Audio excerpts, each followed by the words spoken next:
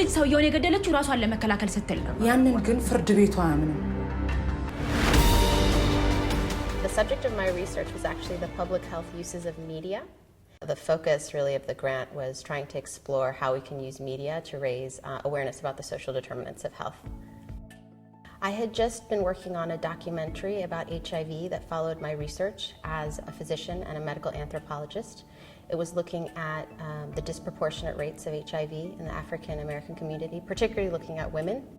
And we shot in New York during my residency, as well as in Ethiopia, where I was doing some research as well. So this documentary pieced together kind of a larger argument about why Black women were dying at an increasing rate.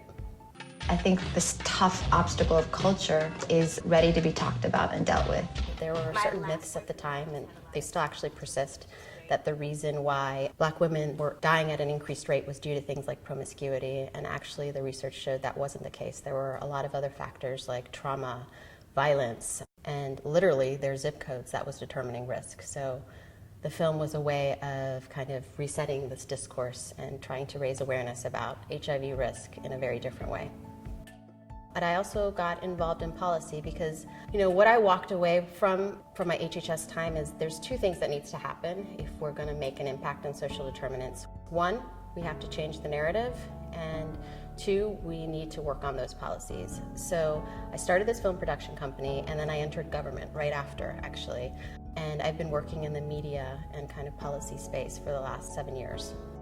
The second film is called Defret, which is an Amharic word that means courage. It's about a very famous legal precedent-setting case, women's rights case in Ethiopia, where a 14-year-old girl was essentially abducted and raped as part of this larger tradition of kidnapping of child brides, and she ends up killing her abductor and standing trial and becoming the first woman to claim self-defense in a court of law and win. It really tells kind of how women in these communities bring change for themselves.